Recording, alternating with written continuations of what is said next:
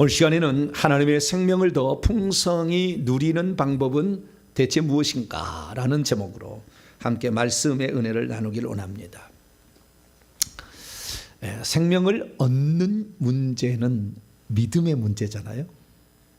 그 믿음은 예수님을 나의 생명으로 믿는 거죠. 그래서 영접하는 겁니다. 요한복음 1장 12절 영접하는 자 곧 그 이름을 믿는 자들에게는 하나님의 자녀가 된다. 예전에는 하나님의 자녀가 된다 그러면은 하나님의 자녀로 삼아주신다 이렇게 생각했다고요. 그것이 완전히 틀렸다고 말할 수는 없지만 정확한 표현을 그렇게 쓰면 안 되는 거예요, 사실은. 왜냐하면 생명의 문제가 달렸거든요. 하나님 자녀가 되는 것은 하나님의 생명이 나에게 들어와야 하나님의 자녀가 되는 거거든요. 하나님의 자녀가 아닌데 하나님 자녀로 삼아준 게 아니라 하나님의 생명을 집어넣어서 분배해가지고 그 생명을 그 사람이 가지고 있을 때 하나님 자녀라고 하는 거죠.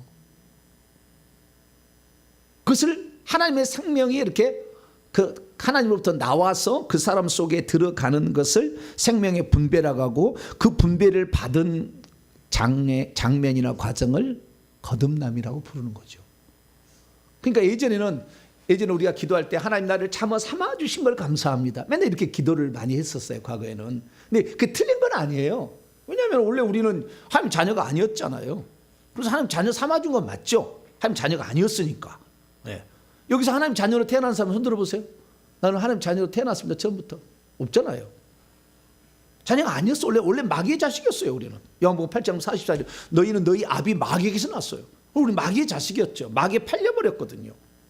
그러니까 하나님 자녀 삼아주기 맞기는 맞지만 자녀 삼아주는 것이 그냥 하나님께서 내 자녀야 우리 삼아주마 이렇게 하니까 어느 날 마음에 안 드니까 썩 가버려라 이게 아니라 그 말이에요. 하나님 한번 자녀가 되면은 우리가 죽는 날까지 하나님 자녀인 거지 하나님 자녀가 안 됐다 자녀다 됐다 안 됐다 이렇게 반복을 하지 않는 거죠. 그러니까 내가 하나님의 자녀가 되었는데 내가 죄를 지었다고 하나님 자녀가 아닌 경우는 아니다 그 말이에요. 한번 이미 생명이 되게 와버렸으니까 내가 내 자식을 낳았는데 넌 내 마음에 안 들어 이놈이 넌 내 자식 아니다 그래도 자식이 아니 됩니까? 말은 너는 내 자식 아니다. 나는 너하고 이제는 끊었다.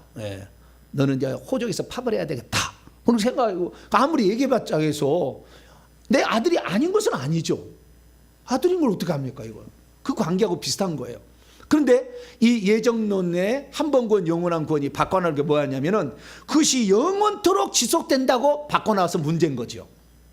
왜냐하면은 하나님께서는 우리에게 생명을 집어넣어서 하나님 자녀로 살게 하셨는데 하나님의 자녀답게 살지 않고 일생을 살가면 나중에 하나님이 죽을 때 생명을 가져가 버리거든요. 죽을 때. 죽기 전까지는 하나님의 자녀가 됐다 안 됐다 이런 반복을 하지는 않는 겁니다. 죽는 날 하나님의 생명책에서 이름을 지워버리면서 그 생명을 걷어가 버리는 거죠. 그러니까 생명이 우리에게 들어온 생명이 없어지질 않는 거예요. 죽는 날까지는 없어지지 않는 겁니다. 죽는 날까지는 회개의 기회가 있는 것이고 죽는 날까지 천국에 갈 수 있는 어떤 기회를 하나님이 우리에게 주신 거죠. 그런데 우리가 그러면은 간신히 내 생명을 유지하는 그냥 연명의 수준으로 일평생을 살 것인가 아니면 이 생명을 더 풍성히 누릴 것인가. 근데 많은 사람들이 첫 번째는 뭐냐면요 자기가 하나님 자녀가 되었다는 것이 내게 생명이 들어왔다는 걸 몰라. 두 번째는 그 생명이 풍성하게 나타나도록 하는 방법을 들어본 적이 없어.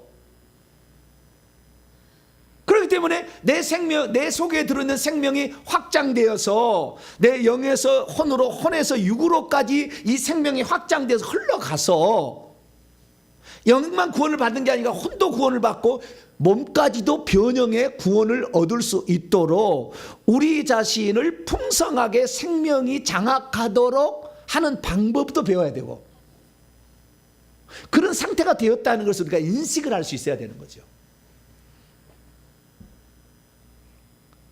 왜 이렇게 해야 되냐면요 내게서 생명이 풍성하지 않은 사람은 영적 싸움을 하기 어려워요.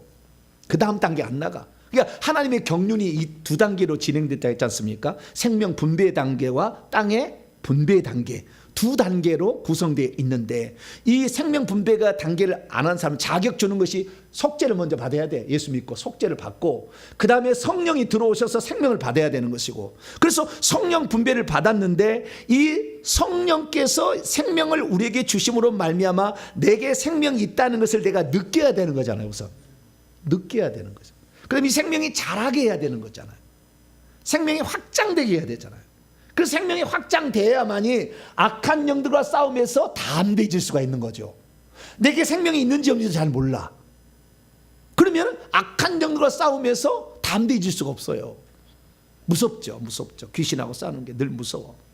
예. 어떤 사람은 회개하다가 그만합니다. 왜냐하면 회개하니까 자꾸 귀신이 건들잖아요.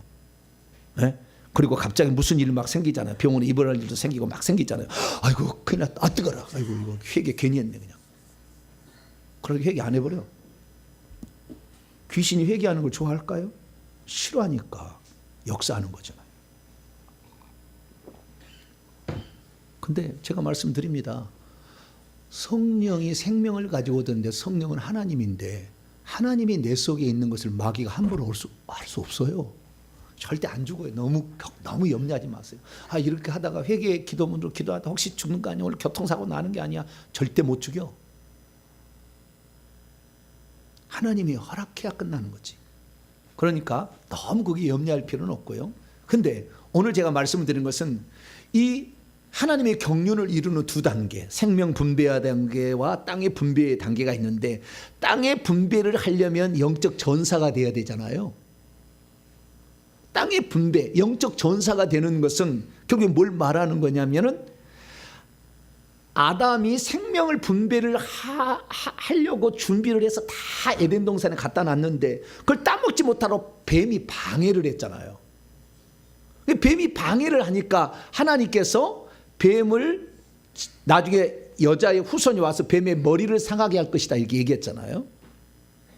그래서 이 뱀의 머리를 상하게 해야만이 뱀이 힘을 못 씁니다. 힘을 못 써요. 그러니까 뱀을 상하게 누군가 해야 돼.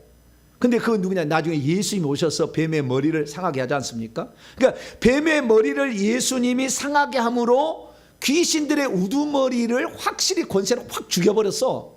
그러니까 지금은 그 밑에 있는 이 쫄따구 귀신들이 좀 꿈틀거리는 거예요. 꿈틀거리는 거. 그래야만이 우리가 귀신들하고 싸울 수 있는 거예요. 사탄하고 우리가 싸우기는 쉽지 않아요. 나중에 이제 사탄이 올라오겠습니다. 무정에 있다 올라오는데 우리가 싸우기는 쉽지 않아요. 상대하기가 쉽지 않아요. 물론 우리는 예수 이름으로 해야 되겠지만 우리들은 귀신하고 상대해야 되는 거예요. 그래서 하나님께서 먼저 우두머리를 잡아놨어요. 우두머리를 잡아놔야 그 밑에 것을 잡을 수가 있으니까. 자, 마태복음 12장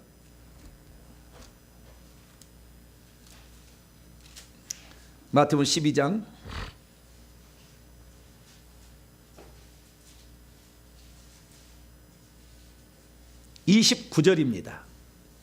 29절. 29절 이해를 위해서 26절 읽고 29절을 읽겠습니다. 시작. 만일 사탄이 사탄을 쫓아내면 스스로 분쟁하는 것이니 그리하고야 어떻게 그의 왕국이 서겠느냐. 29절. 사람이 먼저 강한 자를 결박하지 않고서야 어떻게 그 강한 자의 집에 들어가 그 세간을 강탈하겠느냐. 결박한 후에야 그의 집을 강탈. 예수님이 오셔서 사탄의 머리를 박살내므로 사탄의 권세를 확 죽여버린 거예요. 저기다 배추에다가 소금 확 뿌려버렸어 그냥. 그래서 지금 확 죽어버렸어 귀신. 배추잎이 절여져 버렸어. 죽어버렸어. 그렇기 때문에 우리가 귀신을 지금 상대할 수 있는 거예요. 그러면은 이 귀신을 상대하는 것은 그만큼의 큰 놈을 잡아놨기 때문에 가능하잖아요. 이스라엘 민족이 출애굽해가지고 적과 꿀이는 가나안 땅을 정복할 때 여호수아와 그 다음에 12지파의 연합군이 강한 군대가 가서 각 족속들을 각 7족속 다 죽인 거 아니에요. 먼저 강한 놈을 다 31명을 죽여버린 거 아니에요. 그리고 나서는 그 다음에 각 지파가 자기 할당받은 땅에 가서 그 작은 영들, 작은 족속들을 죽여라 이렇게 한 거예요. 마찬가지로 하나님께서 먼저 사탄을 붙잡아 놓고 그 다음에 그 밑에 것들을 우리가 처리하라고 우리에게 지금 맡긴 거죠. 그래서 하나님의 왜 그러면 이 사탄을 하나님이 싫어하느냐? 하나님의 경륜을 방해했거든. 생명을 얻도록 하나님이 우리 하나님의 형상으로 만드는데 생명을 얻기 전에 선악과를 먼저 먹여버렸잖아요, 놈이. 그러니까 하나님의 경륜을 방해하고 하나님의 경륜을 대들었기 때문에 하나님이 가만 놔주지 않는다는 거예요. 근데 하나님은 전능자이기 때문에 한 방에 더 끝낼 수가 있어. 근데 하나님 왜 안 끝내느냐?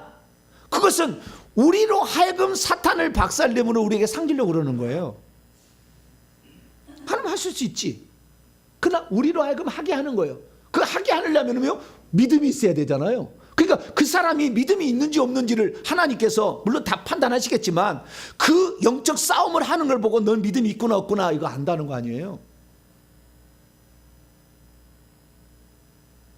그래서 말세에 내가 올 때 믿음을 보겠느냐 그렇게 얘기하잖아요. 믿음이 안 생긴다는 거 아니에요. 그래서 우리가 이 영적 싸움을 위해서는 믿음이 강해지는데 그 믿음은 결국에 우리 속에 성령이 운행하셔야 되는 거예요. 우리 속에 운행하셔서 우리를 건강에 만들어야 되는 거죠. 그래야만이 우리가 밖에 싸움도 할 수 있는 거예요. 내 속이 지금 내 속에 완전히 엉망진창인데 어떻게 밖에 가서 싸워요 귀신하고. 그러면 다른 거하고 대적하고 싸워. 그래서 나 스스로를 강하게 해야 되는 거죠. 그래서 오늘은 다른 게 아니라 내 속에 있는 이 생명이 더 강해지도록 더 활성화되도록 그렇게 돼야만 영적 싸움에 강한 담대한 용기가 생기니까 그 방법이 뭐냐는 거예요. 그 방법이. 그래서 오늘 방법을 제가 전체적인 아웃라인만 제가 오늘 설명을 해드리겠습니다. 하나하나는 이제 강론에 들어가서 공부를 하셔야 돼요. 강론의 공부는 계속 들어가겠고요. 그래서 우선 가장 중요한 건 뭐냐면은 그러면 우리가 어떻게 하나님의 자녀가 되는 것이냐라는 거죠. 그것은 생명을 분배받는 것이다라는 거예요. 그러면 어떻게 생명을 분배받느냐? 자, 고린도서 15장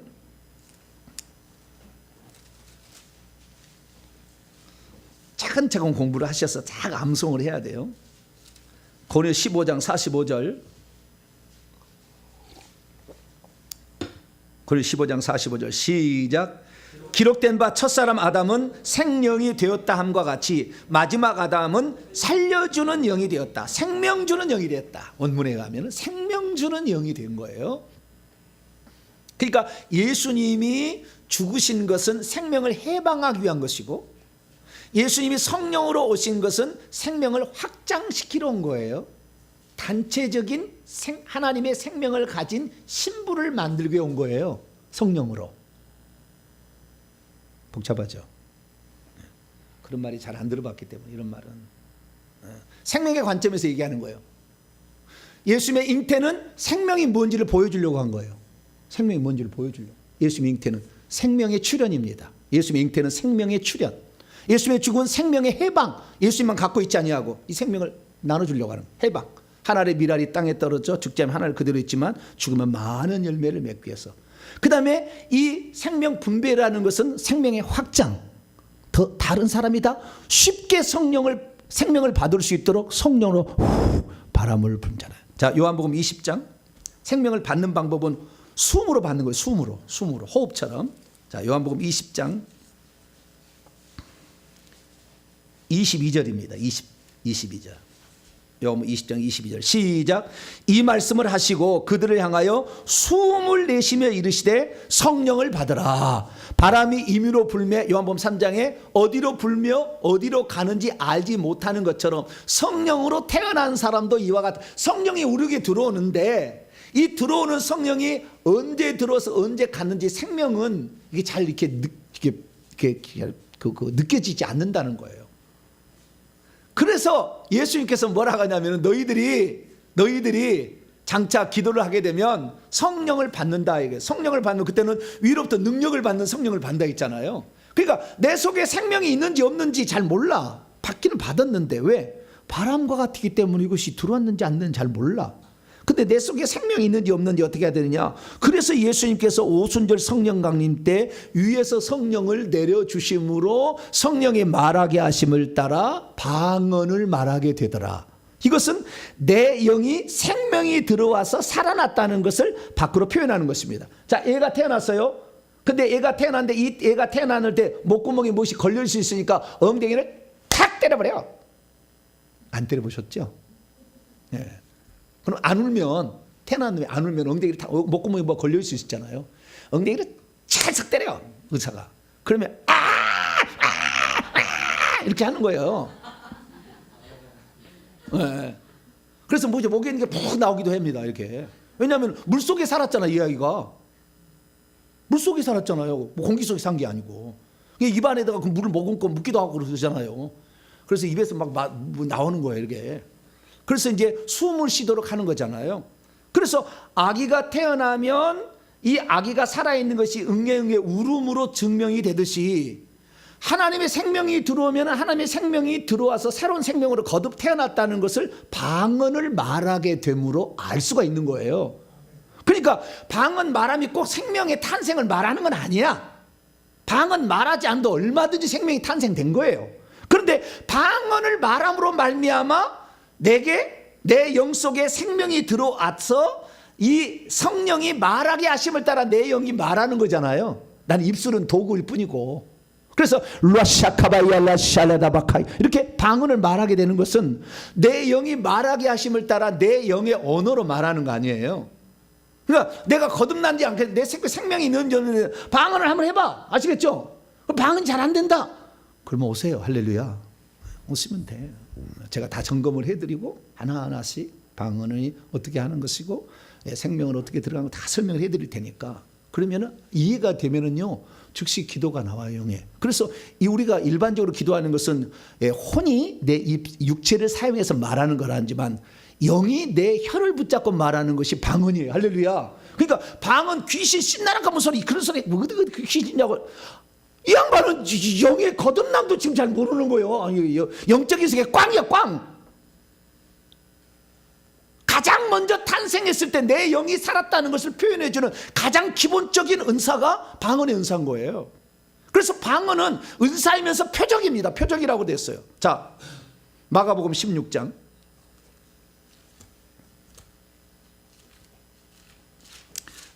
이제 여기까지 들으면 내가 방언을 말하니까 나는 거듭난 게 분명해.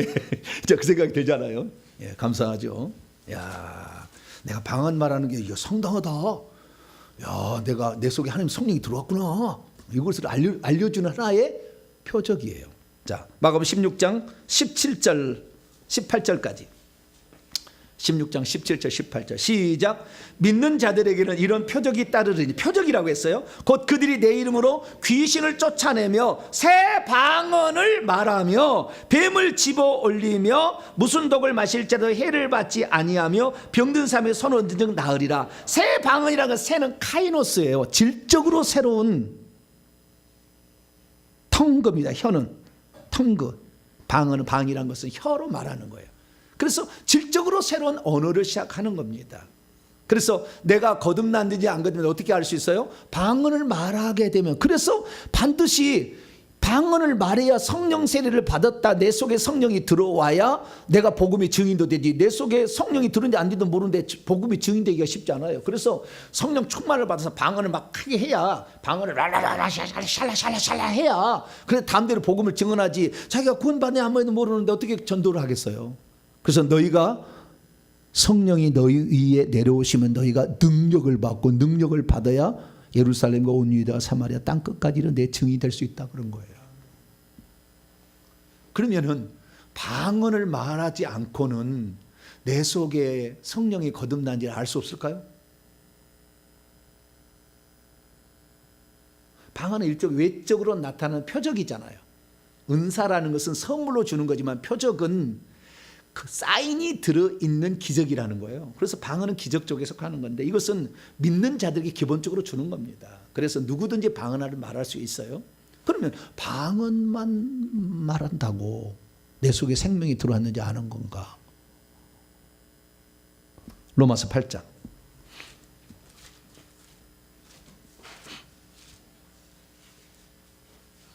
로마서 8장 14절 16절까지 16절을 위해서 14절도 있는 거예요. 시작. 무릇 하나님의 영으로 인도함을 받는 사람은 곧 하나님의 아들이라. 너희는 다시 무서워하는 종의 영을 받지 아니하고 양자의 영 아들 삼는 영을 받았으므로 우리가 아빠 아버지라고 부르짖느니라. 성령의 친히 우리 영과 더불어 우리가 하나님의 자녀인 것을 증언하시나니. 속에 들어온 성령이 우리가 하나님의 자녀야라고 확신을 준다는 거예요. 그러니까 방언을 말하지 않아도, 저는 방언을 언제 했냐면 18살에 예수를 믿고요. 방언 말 때는 25살에 했어요. 그러니까 7년 걸렸어요. 7년 동안 방언을 말하지 않았어요. 방언을 말하지 않았는데도 나는 내 생명을 주님께 드린다고 생각하고 있었고요. 어떠한 핍박과 고난과 환난이 온다 할지라도 내 신앙은 나는 부인하지 않겠다. 예수만이 길이요 진리요 생명이다. 나는 여기서 변함없는 믿음을 갖고 있었어요. 그런데 방언을 말하지 않고도 그렇게 하는데, 제가 늘 그러는 거예요. 주님, 내가 하나님 자녀라는 증거가 뭐예요? 내가 하나님 생명이 내게 들어오는 증거가 뭡니까? 방언을 말하지 않는데 뭐 증언할 게 없어요. 그래가지고 그랬더니 보니까 방언을 말하는 것은 하나님의 자녀가 되었다는 하나의 증거니까 이것을 내가 받아야 되겠다 우선. 그래서 제가 군대에서 제대하기 전에 5개월 동안 기도를 했어요. 주님, 내가 세상에 나가면, 군대에서는 이 세상을 사회라 하지 아니고 세상에 나가면 내가 반드시 방언을 말하게 해달라고 5개월 동안 기도했어요. 제가. 네. 그래가지고 제가 군대를 갔다 와서 제 모교에, 합동 측 개혁 측 최고의 교회에 제가 그 큰 교회를 다녔는데, 그 교회를 딱 갔는데 정문에서 어떤 사람이 전단지를 쫙 나눠주더라고요. 전단지에 뭐라 되냐, 방언을 말하고 귀신을 쫓아내고 병든 자를 고치는 집회로 오라. 이초석. 뭐라고요? 이초석 집회를 한다고 전단지를 주는 거예요. 그때는 이초석이 아직 이단이라는 말을 안 들을 때입니다. 그 사람 이단이라는 이야기가, 그 사람도 예수 잘 믿어요. 귀신에 대해서 잘못 알고 있을 뿐이지. 그래도 귀신을 쫓아냅니다. 잘못 알아도. 나가라면 나가고 권세 있으면 나가는 거예요. 근데 어쨌든 이초석 집회를 한다고 그렇게 염주 실내 체육관에서 한다고 다 이렇게 전단지가 딱 있어요. 이거다 이거. 새 방언을 말하고. 네, 이거다. 그래가지고 그날, 그래서 그 전단지를 받고 그날을 기다려서 그날 다 갔어요. 다 가가지고 그날 다 갔는데 뭐 사람이 어마어마하게 막 와 있더라고요. 나중에 거기에 제가 핵심 멤버가 된 거예요. 근데 자우지가 그 어마어마하게 와 있더라고요. 그래, 오늘 내가 쇼부를 보자. 이 쇼부를 보자 해가지고 거기에 갔는데 이초선 목사님 나와가지고 흰 옷을 입고 흰 구두를 신고 나와. 그분이 희한하대. 저도 한번 그래볼까요? 흰 옷을 입고 흰 백구두를 신고 나와. 얼마나 무서운지 말이야. 그러면 와! 막 쓰러지고 막, 야, 이거 대단하다. 그러는 거예요. 근데 그 집회가 끝났어요. 그 집회가 이제 끝날 무렵에 강사 목사님을 초대한 그 선교회에서, 선교회 목사님이 제 1번 스승 이상관 목사님이세요. 생명의 성령의 법세미나. 지금도 인터넷 보면 나와요. 그분이 탁 나오더니, 우리 교회는 5살짜리도 다 방언 말합니다. 이 시간 방언 말하지 못하는 사람은 다 방언을 말하니까 아무것도 아닙니다. 방언은 어려운 게 아니고 아무것도 아니고 그냥 말을 하면 됩니다. 혀를 그냥 맡기시고 말하십시오. 자, 지금부터 찬송을 하고 합니다. 승리는 내 것일세 하고 막 그래 말이에요. 네. 우리 주의 성령이 내게 임하여 주를 막 찬양하고 막 하다가 쫙 나 따라 했더니 그날 팍 터졌어요. 할렐루야. 방언이 그날 했다니까. 그날. 그러니까 그냥 그 다음 날부터요, 무슨 생각이, 이건 내일 못하면 어떡할까 걱정이 되더라고. 내일 또 오늘 됐는데 내일 또 안 되면 어떡하지. 그러니까 집에 가서 좀 해봤어. 그런데 좀 되기는 되네. 맨날 며칠은요 발이 땅에 안 닿아 둥둥 떠다니는 것 같아. 너무 기뻐가지고. 나도 성령이 내게 들어왔다는 표적을 가지고 있으니 나도 하나님의 자녀구나. 다나오마, 나 하나님 자녀야 이제. 용기가 아니라 100배를 했어요. 근데 제가 나중에 깨달은 게 뭐냐면은, 그렇게 해서 방언을 말하는 우리 개신교 한 교단이 있어. 방언 아주 중요하게. 그런데 그쪽에 사람들은 초신자는 많고 했는데요, 입이 걸어. 2년 전년 해버려라. 막 하니까 말해보면은, 아니 방을 마는 사람 왜 그렇지? 인격이 안 달라지지? 봤더니 성령이 위에 오셔서 역사하심으로 안에 침투해서 결국에 방언을 말하게 하는 것이고, 성령이 안에 들어와서 내적으로 활동하게 될 때도 있다는 거예요. 그것이 오늘 로마서 8장 16절이에요. 성령이 우리 영과 함께 우리가 하나님의 자녀인 것을 증언해 준다. 그러니까 이 속에서 성령이 너는 내 아들이야, 내 딸이야 라고 강한 내적인 확신을 준다는 거예요. 그래서 그 전에도 방언 말하기 전에도 내적인 확신을 가졌지만 방언을 말하게 됨으로 더 확고해졌죠. 그것이. 그래서 되도록이면 방언을 다 말할 수 있게 되기를 축원합니다. 되도록이면 방언 말을 못한다고 해서 한 자녀 아닌 건 아니지만 그런 어떤 성령의 이런 표적으로서 방언을 말하게 돼서 그 다음부터 내가 하나님 자녀구나. 그러면 이때 무슨 일이 있게 되냐면요, 중요한 겁니다. 성령이 우리에게 들어올 때 어디로 들어오냐는 거예요. 어디로? 눈으로 들어오는가요? 가슴으로 들어오는. 그 배에서 생수의 강이 흘러나오는 게 뱃속에 들어오는 거예요. 성령이 어디 들어오죠? 네? 성령이 어디로 들어와요? 코로 들어와요. 그 코에 생기를 불어넣어. 성령이 어디에 들어오냐는 거예요. 성령이. 그래서 우리가 이것도 참 중요하구나. 언젠가 우리가 확실하게 할 필요가 있잖아요.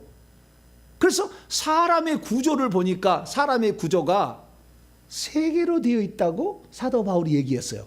데살로니가전서 5장.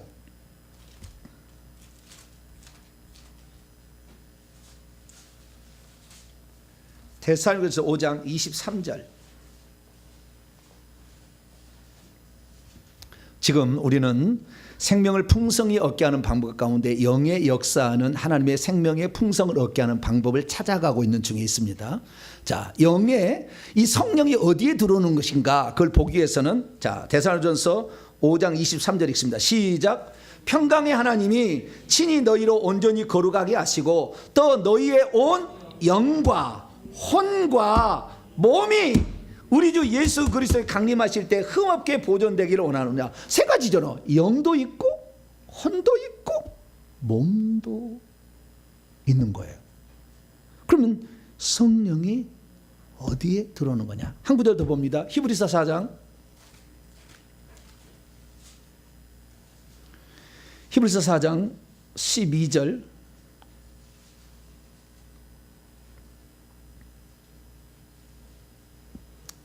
히브리서 4장 12절 시작. 하나님의 말씀은 살아있고 활력이 있어 좌우에 날선 어떤 검보다도 예리하고 혼과 영과 및 관절과 골수를 찔러 쪼개기까지 하며 또 마음의 생각과 뜻을 판단하니 혼이 있고 영이 있고 관절과 골수는 육체를 지칭하는 거겠죠.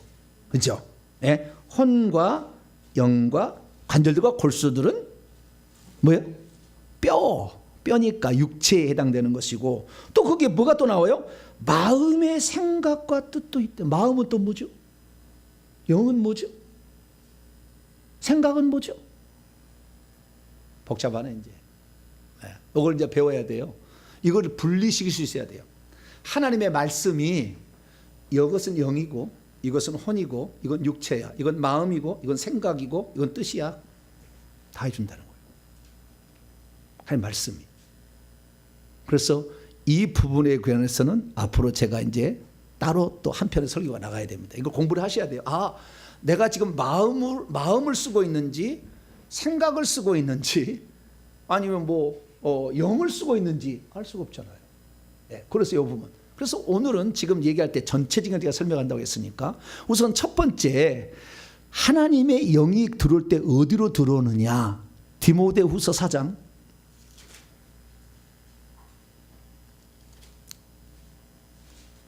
디모데후서 4장 22절.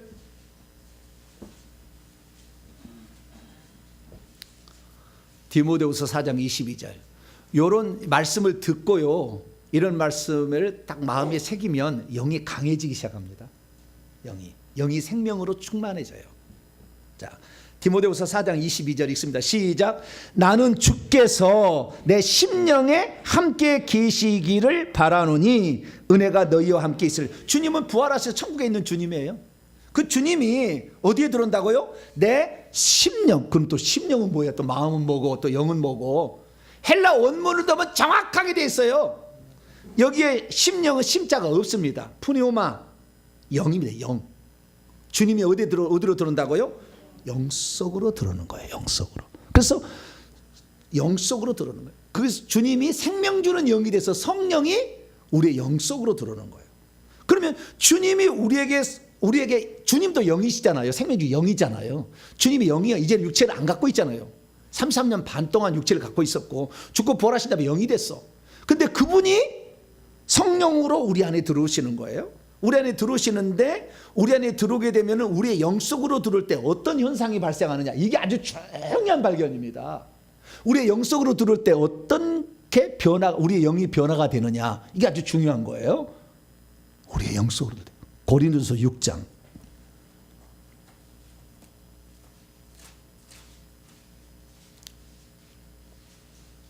고린도서 6장 17절인데요. 16절부터 17절까지. 17절 이해를 위해서 16절부터. 시작. 창녀와 합하는 자는 그와 한 몸인 줄을 알지 못하느냐. 일러스되 둘이 한 육체가 된다 하셨나니 그와 똑같이 주와 합하는 자는 한 영이래요. 주님이 우리에게 뭘로 들어요? 영으로 들어오시는데, 생명주는 영으로 들어오시는데 그 영이 내 영과 합쳐지게 되면 어떻게 된다고요? 한 영이 된다는, 원 스피릿이 된다는 것. 하나의 영이 된다는 거예요. 그래서 한번 우리가 성령을 받아가지고 거듭나버리면은 주님이 우리를 떠나기 전까지, 버리기 전까지는 우리가 지옥 가기가 어려워요. 왜? 주님이 안 가시니까. 지옥은 주님이 안 갈 거니까. 자부심을 가져야 되겠죠. 주님이 우리에게 들어왔으면 한 영이 내버리는데 한 영이 분리가 안 된다니까요. 내가 죽는 날까지. 그러니까 우리는 천국 갈 수밖에 없어요. 옆 사람한테 인사합시다. 당신은 천국 갈 수밖에 없어요. 시작. 당신은 천국 갈 수밖에 없어요. 이제 어쩔 수 없어요. 한 영이 되어버린다잖아요. 한 영이. 나와 아버지는 하나라고 했잖아요. 예수님 요한복음 10장 30절에. 그렇듯이 주님이 우리 안에 들어와서 우리와 하나가 됐어. 신과 인의 합이는 거예요. 철학적 용어를 쓰는 겁니다. 신일 합일. 이건 말하면 이단됩니다. 너무 말하면 이단되니까 내가 개념 이해를 위해서 내가 설명하는 것이지, 신일 합일이 된다 그러면 완전 이단되는, 이단들이 다 그 얘기했거든요. 사실이 그렇다는 거예요. 그냥 말을 쓰면 이상하지만 하나님이 우리와 한 영이 돼버리는 거예요. 그러면 한 영이 된 그 영을 뭐라고 하냐면은 연합된 영이다. 뭐라고요? 연합된 영이다. 이렇게 하시면 돼요. 연합된 영이다. 신일 합이라고 말하지 말고 연합된 영이 되는 거예요. 연합된 영이 된다고 해서 내 영과 성령이 하나 되었다고 해서 분리는 안 되겠지만 다른 건 다른 거예요. 그래서 하나님의 자녀라는 건 뭐냐면 하나님의 영으로 인도를 받아야 된다는 거예요. 우리 속에 영이 들어왔지만 그 영으로 인도를 받아야 로마서 8장 14절에 하나님의 아들이다 이렇게 얘기하는 거예요. 근데 우리 속에 영이 들어왔지만 그 영을 느끼지를 못하고 그 영이 어떻게 역사하는지를 모르고 그 영이 어떻게 우리를 이끌어가는지 잘 모르니까 우리가 내 생각인지, 혼은 생각이에요. 내 생각, 혼인지, 이것이 영인지, 이것이 마음인지, 이것이 무슨 심령인지, 아이고 생각이 많아. 헷갈리는 거예요. 우선 알 것은 뭐냐면 주님은 구원의 역사를 이룰 때 맨 처음에 영의 역사를 이루고 그 다음에 혼의 역사를 이루고 그 다음에 육에까지 계속 장하게 가는 겁니다. 이것이 생명의 확장이에요. 우리 몸으로 비교하자면. 그래서 우리 속에 먼저 들어와서 우리는 주님과 한 영이 되어버리는 거예요. 할렐루야. 그래서 나는 귀신아 나를 잡아가려면 주님 잡아가야 될걸? 그래야 돼. 뭐라고요? 귀신아, 시작. 귀신아 나를 잡아가려면 예수님을 함께 잡아가야 될걸? 고소하지? 아니, 고소해 이렇게 얘기해야 돼 그놈들한테. 못 잡아가. 그래서 주니까 내가 한 영인데 어떻게 잡아가? 지금 피조물이고 우린 창조주가 우리 속에 들어왔는데. 그래서 조금 자부심이 되죠. 아, 너 하나님 자녀 된 거, 야, 좀 나아졌다. 그 자기 인식의 전환이 좀 필요한 거예요. 그 한 영이 된 것이 어떻게 되는지 로마서 8장에도 이렇게 얘기합니다. 자, 로마서 8장 또.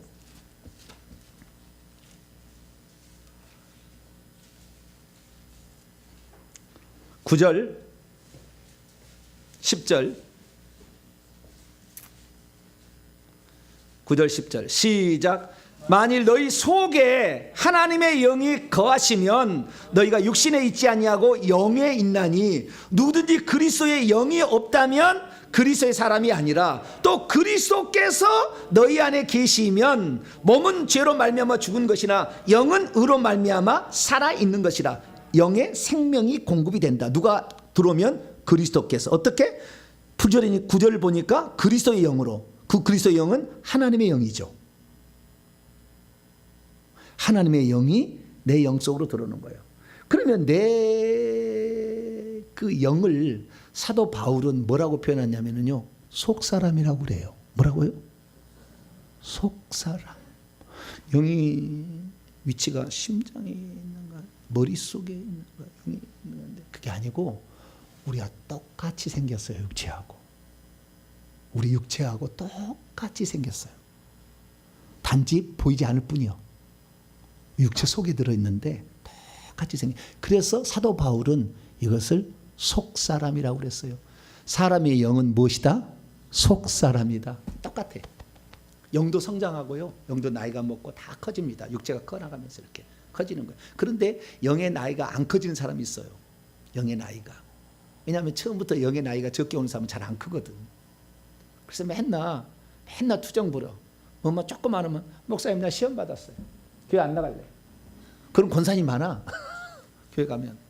그래서 언로주로 가야 돼. 빨리. 권사님 왜 그러시냐. 권사님 없는 교회는, 우리 교회는 교회가. 권사님이 다 세고나서 권사님 때문에 이렇게 뭐가 다 막 아양을 팍팍 떨어야 돼. 그럼 또 그 다음 또 나와. 그 뭐요? 영이 약하니까, 어린애 같으니까 그러는 거예요. 그래서요, 우리 교회는요, 영이 강해야 돼. 제가 막 일일이 막 여러분하고 전화하고 이번 주에 안 나왔죠. 왜 안 나왔어요? 막 그렇게 닥다른 사람이 아니야. 스스로 알아서 잘해야 돼. 그러니까 여러분들은 스스로 안 떨어지려고 몸부림을 쳐야 되는 거예요. 아시겠죠? 우리 교회 그래야 이게 유지가 되는 거예요. 자꾸 다 이렇게 그러려면은 그 어떤 그런 그 사교적인 은사가 많이 써야 되는데, 저는 이 가르치는 은사 쪽이잖아요. 네. 그러니까 여러분들은 오지 말라고 그래요. 오지 말. 아니요, 목사님 그런 얘기만 하지 마세요. 네. 우리 알아서 나올 테니까 절대 나오지 말라는 얘기, 그 얘기만 하지 마세요. 막 그래야 돼. 할렐루야. 그렇게 하셔야 돼요. 네. 그래서 그리스도께서 들어온 것이고 그리스도의 영이 들어오는 것이고 하나님의 영이 들어온 거예요. 우리 영 속사람에 그대로 들어와서 하나의 어떤 영이 되어버린 겁니다. 하나의 영이 되면은 어떤 증상이 나타나냐. 거기 앞에 가봐요. 거기 앞에. 자, 5절 말씀 봐봐요. 5절. 4절 5절 있습니다. 4절 5절. 시작. 육신을 따르지 아니하고 그 영을 따라 행하는 우리에게 율법의 요구가 이루어지게 하려 하심이라. 육신을 따르는 자는 육신의 일을, 영을 따르는 자는 영의 일을 생각하는. 이 영은 과거에는 성령이라고 번역을 해놨어요. 4절에 육신을 따르지 아니하고 성령을 따라 행하는 우리에게 율법의 요구가 이루어지지 않는다고 되어 있다. 옛날에는 번역을. 근데 거기에 성령이 성자가 없어요. 하기오스란 말이 없습니다. 영입니다. 그래서 이 영은 뭐예요? 성령과 내 영이 하나 된 연합된 영이죠.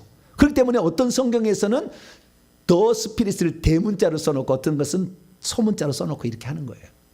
왜?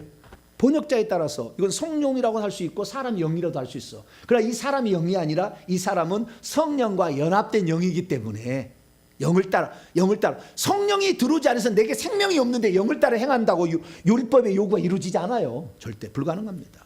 내 속에 성령이 들어왔기 때문에. 그래서 내 성령과 성령은 분리될 수도 없어요. 죽을 때까지 분리될 수도 없고 하나로 있는다라는 것을 생각하면 조금 더 자신감 있죠. 귀신이 나를 죽일 수 없어요. 왜? 내 영과 성령이 하나 돼 있는데. 어떻게 이겨? 못 이기지.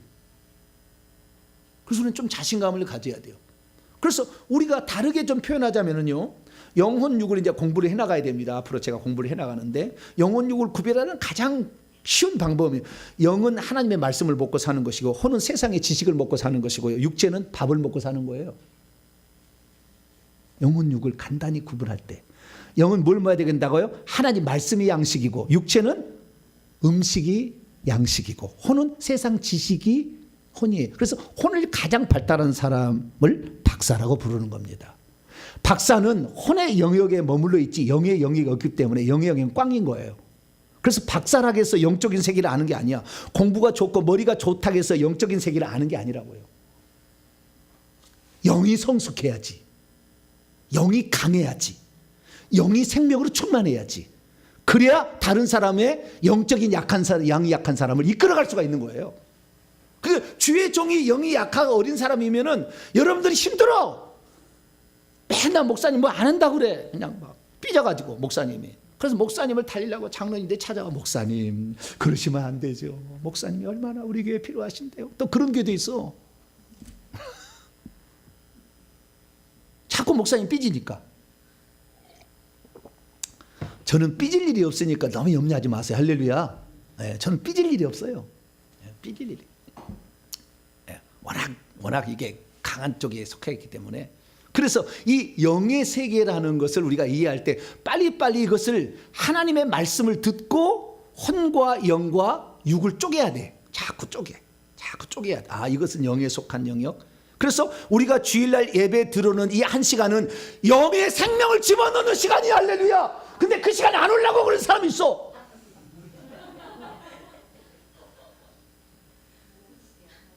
다른 거 맨날 핸드폰 보고 텔레비 보고 다 뭐요? 혼의 지식을 집어넣으려고 하잖아. 내가 이제 민주당을 찍을 것인가, 지금 국민의힘을 찍을 것인가, 그 4월 달에 지금 날마다 이게.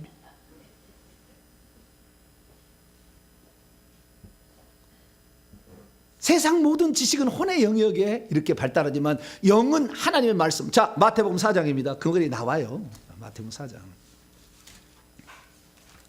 내 영의 생명을 공부하려면 예배를 드려야 돼. 할렐루야. 예배 드릴 때 생명이 공급이 된다니까. 이게 이 영이 강화가 된다니까. 이 영이 성장한다니까. 할렐루야. 자, 마태복음 4장 4절. 예배 시간에 근데 1시간 내내 졸고 자빠졌으면 어떻게 돼요? 영이 성장 안 해. 영이 성장 안 해. 영이 성장 안 해. 계속 어린아이로 있는 거예요. 4장 4절 시작. 예수께서 대답하여 이르시되 기록되었으되 사람이 떡으로만 살 것이 아니요 하나님의 입으로부터 나오는 모든 말씀으로 살 것이니라 하였느니라. 아, 이 하나님의 말씀을 어디로 먹냐? 속 사람이 먹는 거예요. 육체가 먹는 게 아니고. 그래서 하나님의 말씀이 영의 양식이다. 이 말이 그래서 이해가 되는 거예요. 이제 아시겠죠? 아, 그래서 생명의 성경 말씀이 영의 양식이구나, 이렇게 얘기를 하는 거예요. 그래서 우리가 영을 접촉하는 법을 배워야 되고 영을 알아야 되어야 영을 강화시키고 영을 성숙시키고 영을 성장시키고 있어요. 그래야 영적 싸움을 할 수 있다니까요. 이게 안 되면 어린아이면 귀신하고 못 싸워. 안 돼. 귀신도 영이잖아요. 우리도 영이고. 근데 영이 내가 약한데 저쪽 영이 센데 이게 쉽지 않아요. 그래서 영을 내가 먼저 강화를 시켜야 돼. 영을. 그래서 영을 강화시키는, 영을 접촉하는 가장 귀중한 실행은 예배를 드리는 거예요. 뭘 한다고요? 예배를 드리는 거예요. 요한복음 4장 그게 나와요. 왜 우리가 예배 시간에 찬송 하나를 불러도 정말 진심을 다해서 부르고 기도 하나를 해도 그렇게 진심을 다해. 우리 성도들, 내가 보면 우리 성도들은 대한민국 최고인 것 같아. 기도 수준이. 얼마나 준비를 열심히 하고 하는지. 말도 못해. 어떤 분은 얼마나 주님 앞에 진실한 마음으로 이렇게 쓰는지. 자, 요한복음 4장 24절 23절 24절. 하나님을 영으로 접촉해서 영에게 생명을 공급하고 성숙시키는 가장 중요한 실행은 예배를 드리는 거다 이거예요. 자, 23절 24절 시작.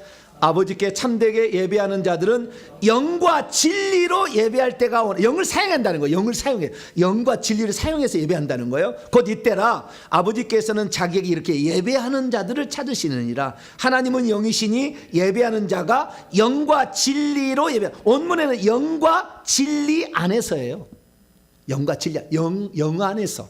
영 안에서 하나님을 접촉하는 거예요. 영이신 하나님을. 그러니까 우리가 이 예배를 잘 드리게 되면 점차 강해집니다. 할렐루야. 예배 시간에 제대로 안 드렸죠. 예배 시간에 영을 접촉하는, 영의 생명을 공급한다는 것을 잘 몰랐죠. 그렇기 때문에 예배를 드렸지만 20년을 생활해도 신앙의 성장이 안 돼. 예배를 20년 드렸어. 왜? 영으로 하나님, 영이신 하나님을 접촉하는 것을 잘 몰랐어. 그렇게 하는지. 뭘 알고요. 뭘 알고 이거 들으면은 하나하나가 소중해. 왜 여러분 예배 들으시면은 저는 찬양 하나 부를 때도 그냥 건성으로 부른 적 없잖아요. 예배 1시간 듣는데 설교 한 편 준비하는데 건성으로 내 말씀 준비하지 않잖아요.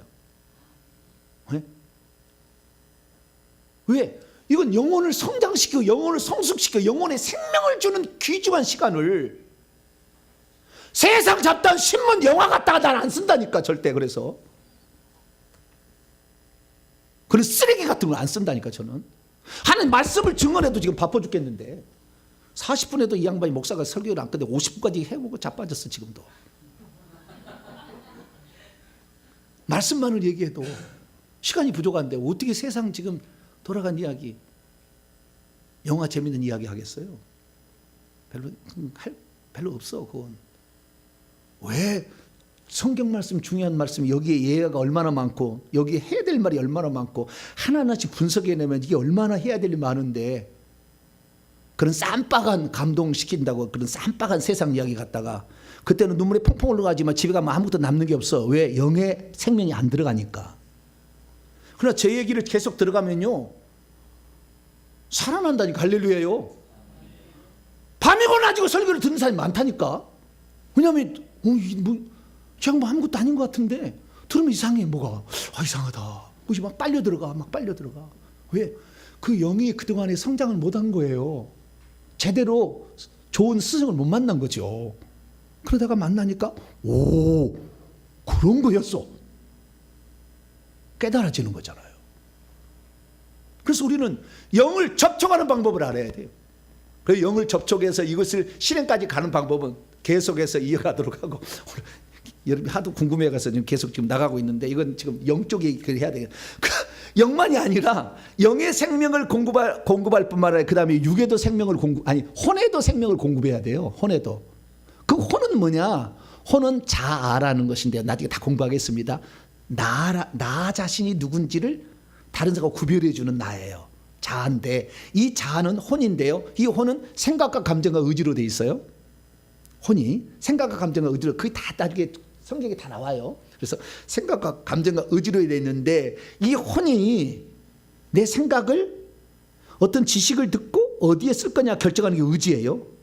마귀의 말을 듣고 마귀를 순종할 거냐 이 혼이 생각한 거예요. 지금 마귀의 말을 듣고 선악과를 먹을 거냐 하나님의 말씀을 듣고 생명나무의 실과를 먹을 거냐 이것을 혼이 생각하는 거예요. 그래서 하와의 타락은 혼의 부풀림입니다. 한 번도 이런 말을 못 들어봤겠지만 하와의 타락은 뭐라고요? 혼이 영보다 더 커져버렸어. 그냥 내 영의 지시를 받아야 되는데 아직 영의 생명이 들어오지 않기 때문에 판단 기준도 부족하지만 영의 지시 아래 혼이 들어가야 되는데 혼이 더 커져버렸어.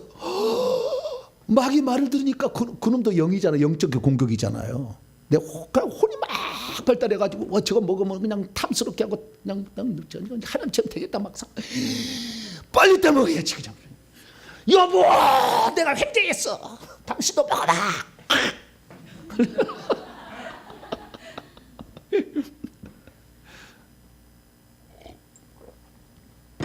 자기가 보고 하나님 안 됐으면은 여보 좀 이상해. 하나님 된다고 했는데 나 똑같은데. 그랬어야 되는데 남편을 가지고 걸머들 그럴 때는 남편 당 떨어져. 나 지금 독을 맞았어. 독이 들어왔어 지금 독이. 그래야 되는데 예? 당신도 나같이 함께 죽자. 그래서 그랬는지. 자, 어지간 아담은 하와를 사랑해서 죽는 거예요. 선악과 먹은 거예요. 먹고 싶으면 먹냐. 자기 한 몸이 죽어가는데 그만 죽일 수 없어서. 아담이 좀 모진 놈이었다면 선악과 따먹고 죽을 때 너만 죽어라. 왜 나까지 죽이려 하냐. 나 잠 한 번 자면은 갈비뼈 하나 많이 썼나. 이게 많이 쓰니까 하나 다시 빼면 되지. 남자가 아니요. 그것은 남자가 아니요. 한 번 아내를 사랑했으면 죽을 때까지 사랑해야지. 할렐루야. 그래서 아담이 범죄한 것은 사랑 때문에 범죄한 것이고 하와가 범죄한 것은 혼이 비대해져서 그런 거예요. 죄의 시작은 혼이 비대해진 거예요. 그래서 선악과를 따먹었는데 그 선악과는 뭐가 둘러싸고 있냐면 귀신이, 뱀들이 둘러싸고 있었던 거예요. 포장을 아름답게 바꿨을 뿐이에요. 먹으니까 뱀들이 들어온 거죠. 그래서 내 혼과 뱀이 연합되어서 가장 극대화된 것이 노아 홍수 전의 사건입니다. 육체로 돼버렸다는 거예요. 육체가 원하는 대로 가버리게 됐다. 육체는 쾌락을 즐겨하고, 오감 있는 육체는 쾌락을 즐겁게 하고, 그 다음에 이 육체는 쾌락도 성욕, 그 다음에 폭력, 누르고 이런 것이 좋아하잖아요. 그래서 더 이상의 죄악이 관영해서 더 이상의 지켜볼 수 없어 없애버린 거 아니에요. 왜? 혼에 뭐가 들어왔어요? 귀신이 들어왔어요. 하나가 되었어요. 그래서 이것이 부패해서 극도로 타락한 것이 노아 홍수 직전입니다. 그래서 사람을 썰어버리는 거예요. 바울은 이 생각과 감정과 의지, 혼이 귀신하고 결합돼서 귀신을 죄된 본성이라고 로마서 7장에 얘기하는데 이 두 가지를 결합한 것을 옛사람이라고 불렀어요. 뭐라고요? 옛사람. 옛사람은 내 생각과 감정과 의지, 혼 속에 귀신이 들어와서 귀신이 이끌어가는 대로 따라가는 사람. 그것을 옛사람이라고 부르고, 생각과 감정과 의지에 귀신이 들어온 상태에서 이것은 어디에 되면 귀신은 육체 속에 들어오는 거예요. 육체 속에. 그런데 이대로 놔두고 이 사람이 자기가 주인임을 고백하고 주님 믿겠다고 하면 그대로 덮어두고 성령이 내 영 속에 들어와 버려. 그러면 나는 어떻게 해야 돼요? 앞으로 해야 될 게 뭐냐면 육체 속에 있는 귀신을 뽑아내는 일과 내 영 속에 들은 성령을 따라가는 일을 같이 해야 돼. 아시겠죠? 두 가지를 같이 해야 된다고. 그래서 이전에는 내가 뱀을 좋아했잖아. 내 옛사람은 뱀을 좋아했잖아. 이쪽을 좋아했잖아. 쾌락을 즐기는 거, 세상 먹고 놀고 즐기는 걸 좋아했잖아요. 그래서 이 사람을 죽이는 것이 옛사람을 십자가에 못 박는 거예요. 요 쾌락을 좋아하는 육체를 따라가는 이 뱀을 따라가는 나 자신을 죽이는 것이 갈라 2장 20절이에요. 내가 그리스도와 함께 십자가에 못 박혀 죽었다. 그래서 이런 내 영 속에 들어있는 성령을 따라가야 돼. 그래서 우리가 궁극적으로 이제 오늘은 너무 많은 시간이 너무 많이 하면 이제 안 들어가 부하가 다 걸려가지고 이제 그만해야 돼. 그러니까 정리를 합시다. 자, 하나님의 생명은 내 영 속에 들어온다. 그 내 영 속에서 이 영이 활성화되어야만이 강해지는데 가장 중요한 영을 활성화하는 방법은 예배 드리는 거다. 영으로 접촉하는 방법의 가장 중요한 핵심은 거기에 있다. 그래서 우리가 예배를 잘 드리게 되면 영이 강화돼서 강해지면 영적 싸움꾼이 되는 거예요. 그 다음에 이 영은 혼에까지 내려서 혼은 십자가에 못 박아 죽여야 돼. 계속 못 박아 죽여야 되고 혼을 자꾸 영에게 물어봐야 돼. 혼은 자꾸 영에게 물어봐야 돼. 성령과 하나 영에게 물어봐야 해서 어떻게 할까. 그래서 성령의 인도를 따라가야 하나님의 아들로서 자격과 어떤 그 아들답다라는 것이 되어지는 거죠. 그러다가 육체 속에 아직까지 빠져나가지 않은 영 회개해서 뺄 수밖에 없어요. 이건 방법이 없더라고. 나중에 나는 이게 몰랐어요. 그냥 놔둬도 되는 줄 알았어요. 그래서 나만 십자가에 맨날 못을 박았는데 못을 박았다 할지라도 귀신은 여전히 남아있기 때문에 내가 성령 충만하지 않으면 귀신이 나를 또 끌어가 버려. 혈기 나버려. 그냥 혈기 나버려. 안 돼요. 안 되더라고. 그래서 우리는 귀신을 뽑아야 되는 거예요. 육체 속에 있는 귀신을. 그 육체 속의 귀신을 뽑아야 되는 것은 근원적으로 따지자면 하나님의 생명의 분배를 방해했던 역적놈을 능지처참하는 거예요.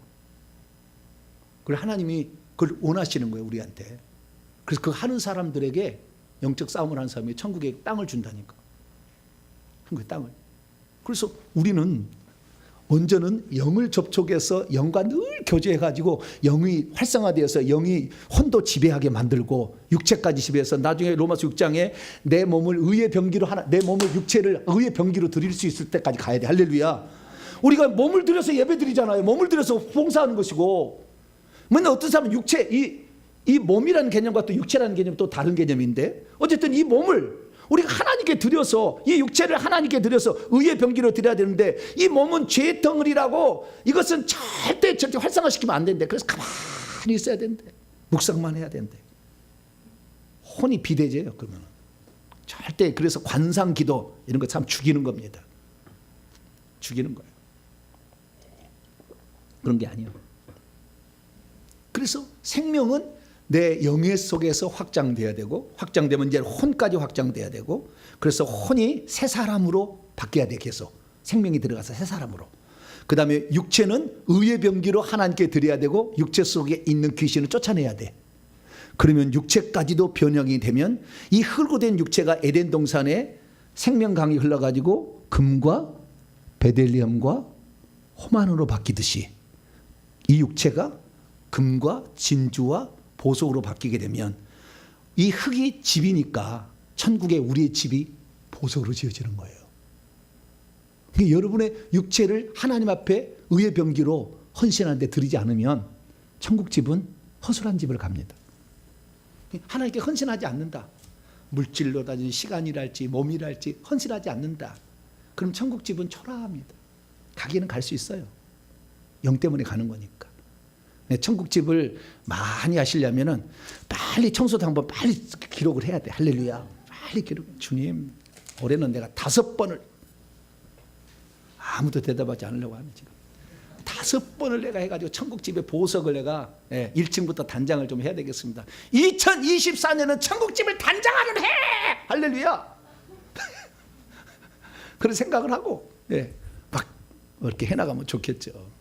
그래서 어쨌든 육체를 그래서 사도 바울은 육체를 복종시키지 않고다는 내가 구원에서 탈락될 수도 있다 얘기를 합니다. 왜? 육체 속에 귀신이 들었는데 귀신이 자기를 끌어가면 죄 지으니까 다시. 그래서 우리는 영의 영역에서 맨 처음에 생명이 충만해 흘러넘쳐서 혼으로 흘러넘쳐서 육체까지 흘러넘쳐가지고 육체가 금과 진주와 보석을 만들 수 있을 정도로 우리 자신을 주 앞에 드려서 여러분의 생명이 예수님이 이 땅에 올 때 생명을 얻게 하고 더 풍성히 얻게 하는데 영과 혼과 육에까지 풍성히 흘러넘치게 되기를 간절히 바랍니다. 거룩하신 하나님 감사합니다. 예수 그리스도를 믿어도 어떻게 생명을 더 풍성히 얻게 하는 것인가 들어본 적도 없고 배운 적도 없어서 참 갈 길이 막막했는데 우리로 하여금 이제 감을 좀 잡을 수 있도록 말씀을 가르쳐 주시니 감사합니다. 말씀을 통해서 내 영이 성령과 접촉하는 것을 많이 해서 하나님의 영으로 인도함을 받는 진실한 하나님 자녀가 되게 하여 주시고 혼은 죽음에 넘기며 육체는 의의 병기를 하나님께 드려서 육체까지도 보석으로 바꿔가는 우리 모두가 되게 해 주옵소서. 우리 주 예수 그리스도의 이름으로 기도하옵나이다.